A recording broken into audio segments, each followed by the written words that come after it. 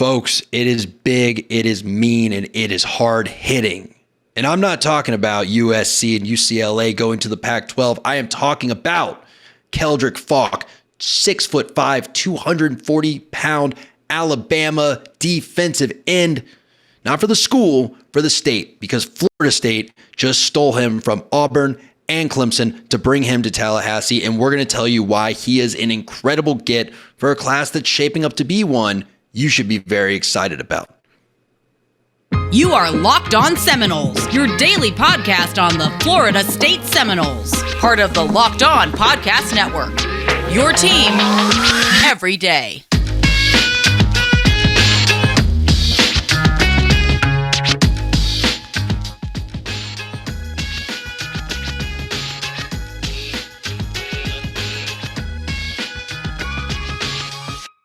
Hey folks, real quick, we love that you come to Locked On Seminoles each and every day. You are the lifeblood of this program because without you, we're just dudes yelling at the wind. And because we care about you, we don't want to prematurely end good conversations. So sometimes we run a little long.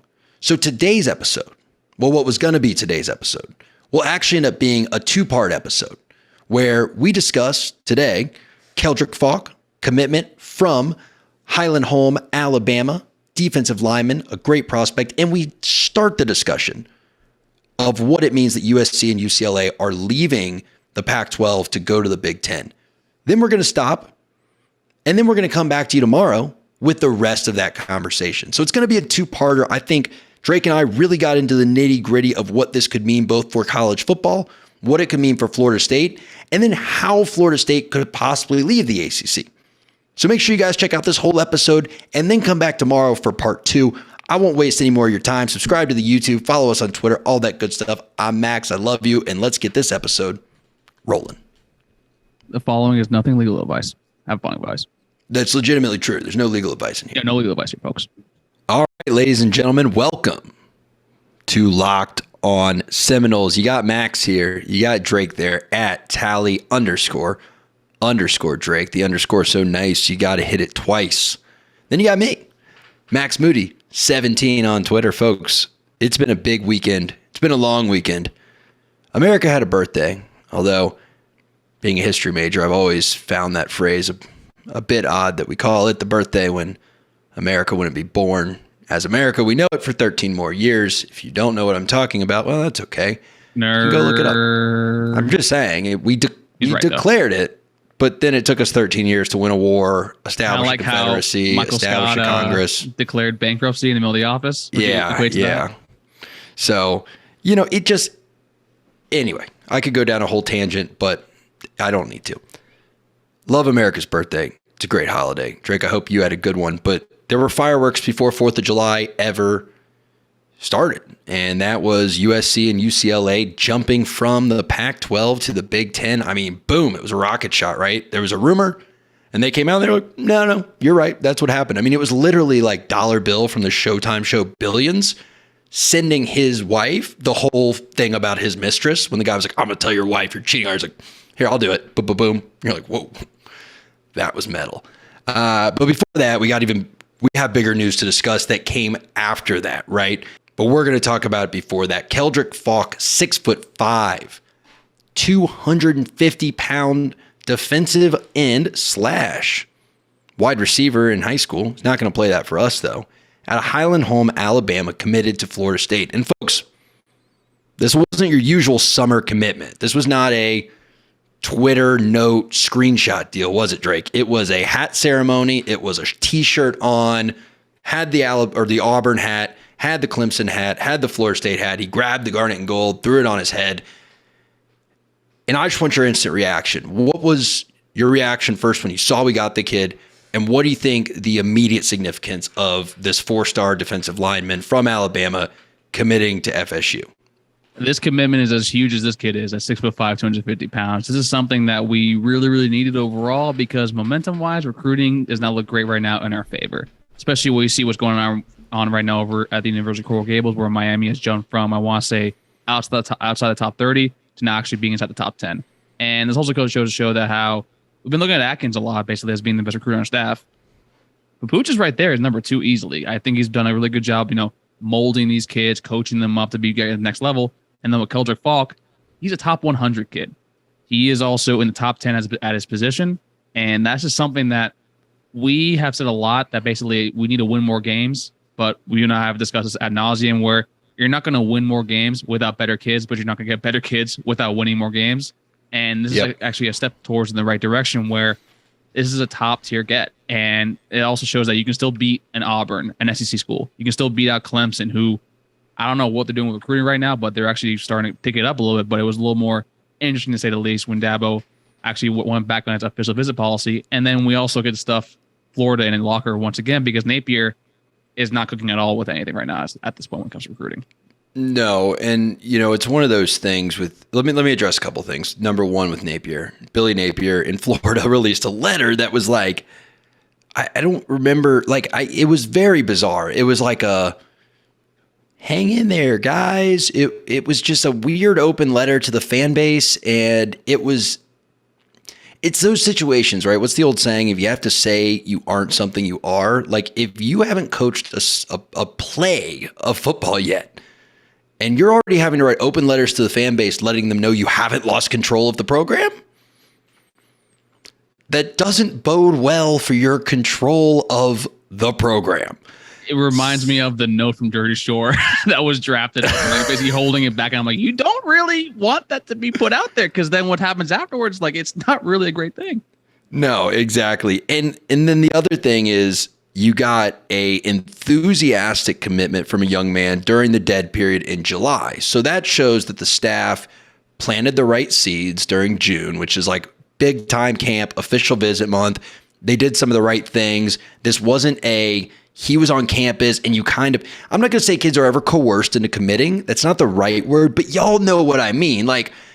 It's always exciting when you're there, you put on the gear, you got the gloves, and you're taking pictures and it's like, hey, you want to commit? It wasn't one of those. This kid had time to go home. By the way, he lives 90 minutes away from Auburn's campus, so he's a local kid. He's a 4-star, like Drake said, top 100 kid. This was you getting a commitment during the dead period, which shows that you're doing the right things during the live periods. Secondly, you beat out Auburn for him in their own backyard. Again, I did the mapping. His high school, 90 minutes away from Auburn's campus. 4.5 hours, 4 hours from Florida State, a time zone switch in there. So you're definitely not the closest school geographically. Still beat out Auburn. And finally, this isn't one of those, which I know we've celebrated. I won't name names because I don't want it to sound like I'm bashing any of our current players, but you didn't beat out Auburn for a 3-star that you both, or they kind of wanted and you really wanted. You beat them out for a true SEC caliber, top 100 in the nation football player, which we haven't done in a long time. Yeah, this is basically, and kind of piggybacking off that, it's always great. We've seen Mike Norvell, he's had a lot of, diamonds in the rough kind of finds overall. We've seen him basically, giving Trayshawn Ward the full let go and how we've seen him, produce. Right now, we also see with Omar Graham coming up as well, Omarion Cooper. But this is a kid that, like you said, we know his talent level. This doesn't come in with a bunch of question marks okay, is he actually going to be capable of this level? At the very least, his floor is going to be a reserve player on a Power 5 team. But his floor is not going to be basically saying he's possibly a reserve for a Group of 5. So this is huge. This is great. And Coach Pap, props to you. The Greek freak out there is actually doing the work real well for us. Yeah, man. Well done, Pap. Before I do that, I do have to tell the people about Rock Auto because, well, I'm contractually obligated, but I also like Rock Auto. Folks, if you have any projects you didn't get to over this long weekend, in your car, not in your house, they can't help with that. Home Depot is your spot for that. You're going to want to check out Rock Auto. They are an interesting blend of an online business with all the creature comforts of that, easy to search database, large selection of inventory, but they have that kind of small shop feel in that the way they navigate you to what you need is really simple and really easy to follow. Go to rockauto.com. You'll see what I mean. They don't make you know model numbers. They don't make you know exactly what type of engine your car has. And you're trying to remember, do I have the 3-cylinder, the 2.6, or the 3-liter, the 2.6 liter? I don't know. They just say, hey, what kind of car do you have? What's the problem with the car? Where's it located? Okay, these are the parts you need to fix that. And it's really easy to do business with them. The prices are wonderful. So go to rockauto.com. And in their comment section, they'll say, how'd you hear about us? And you just tell them Locked On sent you. rockauto.com. Now, I want to talk a little bit about the player himself, about Keldric Faulk. I think that we've discussed what it means for the program, what it shows on the recruiting trail, how it's important to beat out Clemson and an SEC power in Auburn. But this kid himself, there's a reason that he is the number 9 ranked defensive lineman in the country and the number 84th ranked overall prospect in the country. He's 250 pounds. And Drake, I don't know if you know this, he plays both basketball and wide receiver.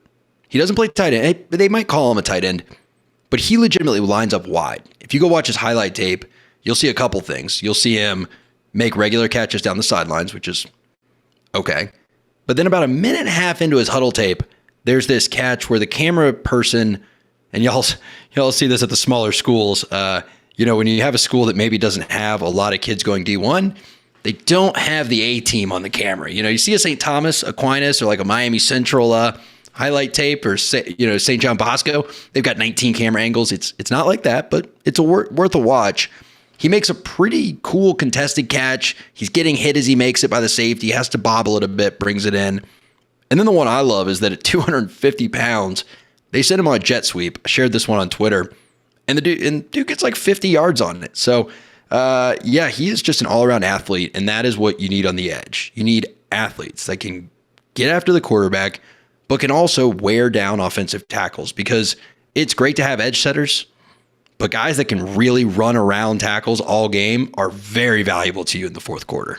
And those kids get paid in the NFL. And do we have Jermaine Johnson 2.0? Question mark. Elite live season. Hot girl summer. What are we doing? I mean, I don't know. In a couple of years, who knows? I mean, legitimately, you watch his tape, and I think that he does a couple things really well.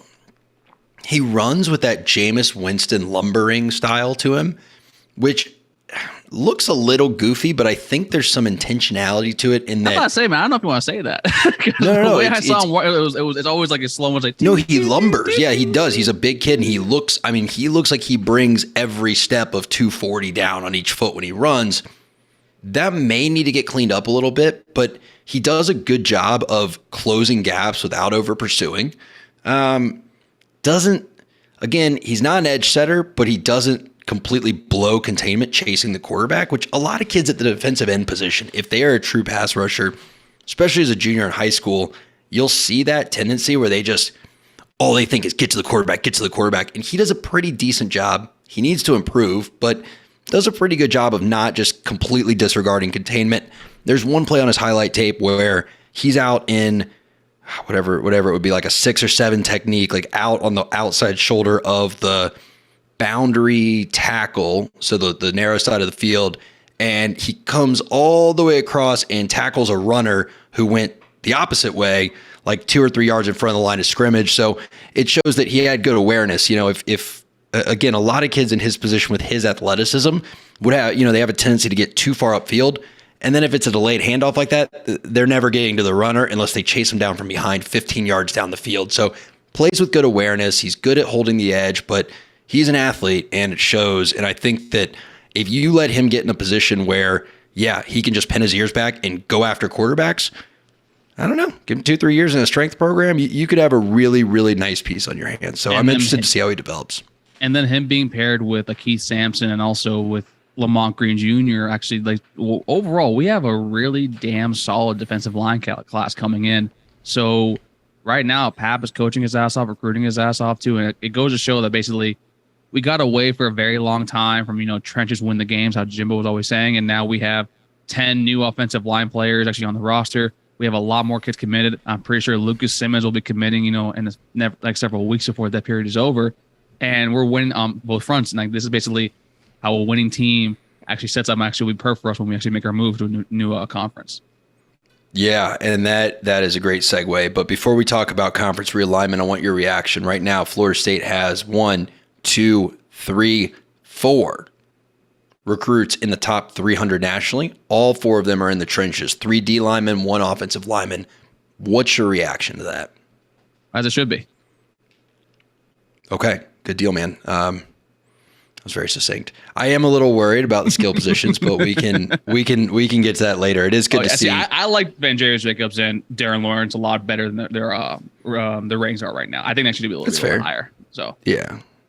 No, I hope so, man. But hey, let's roll on and let's talk about the shot heard around the world. Schoolhouse Rock is probably going to need to make a video on it. USC, UCLA have announced intentions to leave. They have served divorce papers to the Pac-12, and they are now headed to the Big Ten. Interestingly enough, the Pac-12 now has 10 people, 10 members. The Big Ten now has like 16, but we'll get to that. Built Bar is delicious. It's nutritious. It is 15, 18 grams of protein, depending on what kind you get. It's only 4 to 5 grams of net carbs. It's 4 to 5 grams of sugar. It tastes like a candy bar. It hits like a protein bar. I mean, it's basically, I guess, the bar equivalent of a 6'5", 255-pound guy running a jet sweep. You know, you don't really expect it, but boy, are you glad it happened. So go to built.com, use promo code LOCK15 and get 15% off. If it were me, I've told Built Bar this, I'd raise the price by 15% because people pay it because they're so good, but they're giving you 15% off. They're crazy, but hey, take advantage of it. Built.com, promo code LOCKED15. All right, dude, the moment they've all been waiting for, conference realignment. Now, folks, we didn't start with this because there was pressing news to bring you, but this is going to have reverberations through the sport of college football for many years to come. USC, UCLA are headed to the Big Ten, and I'm not going to say I'm not shocked. I'm not going to name names either, but I'm not going to sit here like one of these pretentious journalists and be like, well, I saw this coming. If any journalist tells you they saw this coming, they're lying. No one saw last week these two teams being the first dominoes to fall and jump to the Big Ten right now. In the larger scheme of things, was it predictable? Yes. But it did come out of left field. Drake, what do you think was more impressive? Oklahoma and Texas keeping their split under wraps, or this one? Because I feel like this one came a little more out of nowhere, but I can't tell if that's just because they were quicker to confirm it, whereas there was about a week of speculation with Oklahoma and Texas after reports leaked. So I'm not a journalist, so I can say that I actually was expecting this to happen. No, I'm just joking. No, but to me, it was a lot more, predictable that teams were actually going to probably make a move. And I'm also not surprised that these two teams are actually making a move towards the Big Ten. As you have discussed, overall, the Big Ten is they care a lot more about sort of their academic stats. I mean, primarily all their schools in the conference currently are AAU programs, except for Nebraska, who lost their AAU stats about, I want to say, 10 years ago. So to me, the Texas-Oklahoma thing was a little more. Who also isn't an original member. Yeah, that's true. And then when Texas and OU, that to me was a little more out of left field because those are two programs that, okay, you're going to go over to the SEC. Those are AAU schools, if I remember correctly, both of them actually. And I thought that would make more of a move towards the Big Ten overall. So to me, the USC, UCLA, it was more of a matter of time for them to make a move, but I just didn't think it would happen maybe more as soon as it did. But now that it has happened, now I think you're going to have all these other schools kind of scrambling to kind of find a new home. And schools like ourselves, I know a lot of people are panicking, but our school, for those who don't know, is the number one most valuable program institution actually out of all the AC schools for Forbes. Clemson doesn't even track top. Clemson isn't even in the top 20. We're number 15. So it's one of those things where it's basically like, I think we need to be a little more patient, be a little more calculated, and see actually where we go overall moving forward. But with USC, UCLA, you could see it happening, but I wasn't going to be over here saying, like, oh, yeah, that happened in middle of summer during the dead dog days of summer. Yeah, I could tell you that happened. Yeah. So there's a couple ways to go with this, right? And I do want to talk about how it impacts Florida State specifically, but first I want to get at two things. Number one, I think that this is a major escalation in the arms race between the Big Ten and the SEC. Because I think the SEC has known, and I think we've all kind of known, that the Big Ten was the most logical challenger to the SEC's hegemony. Now, we weren't seeing any evidence of that. It made sense. And it was, okay, where are they going to go? What's their next play? But this was a full-blown escalation, right? This was putting missiles in Cuba. I mean, this was like we knew it was in development over in Russia, and now you're 90 miles from our coastline because the Big Ten is now expanded literally coast to coast. And now the SEC has to have an answer for that. And I want to get to my second point before I elaborate on that first one too much, but there is a big question in my mind of, is the SEC really doing anything to expand college football viewership, or are they simply an aggregator where they're going to keep bringing brands in, keep bolting on brands, and that will mean more money for the SEC, but do they have a plan to grow college football as a whole?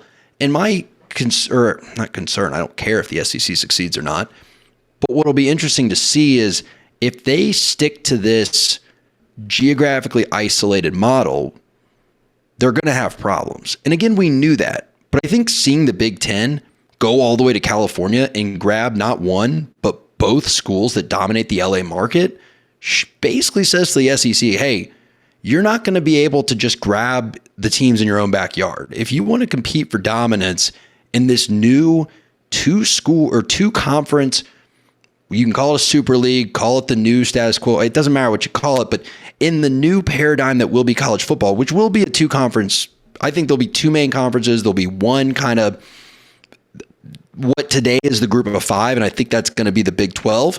And then I think there'll be the group of five and the rest and the FCS and all that. And if you want to compete in that as the SEC, you're not going to be able to just be an aggregator of all schools below the Mason-Dixon line. Because it's just not going to be a workable model. So I think the SEC is having to go back to the drawing board, and I think they're realizing things like, I know it was kind of joking, but you can't have your own playoff. It's not going to work. You can't just get school. Again, you're going to have to go west of Texas. And I don't know who it is, but the SEC is going to have to really consider, do you care about your name, or are you going to try to grab an Oregon?